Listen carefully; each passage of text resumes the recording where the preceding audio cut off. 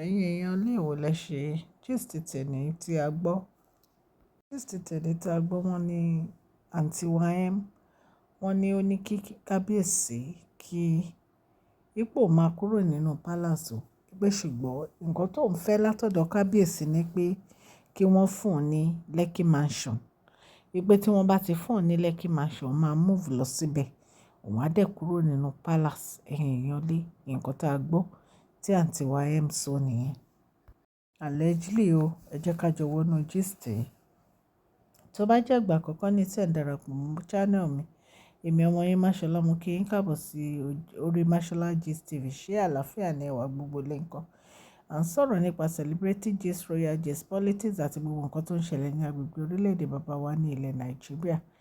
Ẹ̀yin èèyàn lé àṣà advertisement lórí channel yìí lọ́lọ́kọ̀ òjọ̀kan owó pọ́kú ló bá dé ẹkùn sí wa ní Máṣọlá Gist TV @gmail.com lẹ́ẹ̀kan sí masholagistv@gmail.com. Ẹ̀yin èèyàn lé tí ẹ bá ti subscribe o so that a bá ti post any gist ẹ máa rí òkè ní ọlá yín á máa lọ, ọlá yín ò ní lọ ìsàlẹ̀ láéláé. À ń sọ Yorùbá nítorí pé a fẹ́ gbàgbé àṣà àti èdè wa àti fún àǹfààní àwọn tí wọn ò gbọ́ Gẹ̀ẹ́sì. Ẹ subscribe, ẹ share, ẹ like. God Almighty will bless you. Bí a ṣe gbọ́ o, wọ́n ní àǹtí wáyẹ́m sọ fún kábíyèsí wípé kí kábíyèsí kí wọ́n fún ní royal mansion, wípé òun máa kúrò nínú palace tí kábíyèsí bá lè yọ̀ǹda royal mansion fún òun. Ẹ̀yin èèyàn lé, ẹ̀yin náà mọ bí ọ̀rọ̀ royal mansion ṣe rí. Ẹ mọ̀ pé Queen Naomi ní kábíyèsí ní kí wọ́n kó wá sí royal mansion nígbà tó jẹ́ pé ọjọ́ tí wọ́n dá àwọn olórí yìí kò tí ì tó.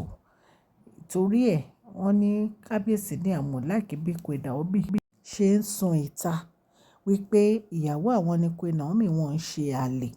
Wípé so kí Queen Naomi move wá sí royal mansion kó tó fi move lọ ni. Àtìgbà tí Queen Naomi dẹ̀ ti move lọ sí royal mansion, inú àwọn olórí yìí ò dùn. Wàhálà ni wọ́n ń fà lẹ́sẹ̀. So right now wọ́n ní CCM wọ́n ló ní òun fẹ́ kí kábíyèsí kí wọ́n fún ní royal mansion pé òun máa kúrò nínú palace fún wọn. Ẹ̀yin èèyàn lé kábíyèsí wọ́n ní Queen Naomi ló ní ilé royal mansion. Ẹ dẹ̀ mọ̀ pé nǹkan tí kábíyèsí bá ti sọ ọba ló sọ, abẹ́dẹ̀ ti gé. Ṣùgbọ́n àwọn olórí yìí wọ́n find it difficult, wọ́n find it so easy. Lórí ọ̀rọ̀ yìí wọ́n find it so easy.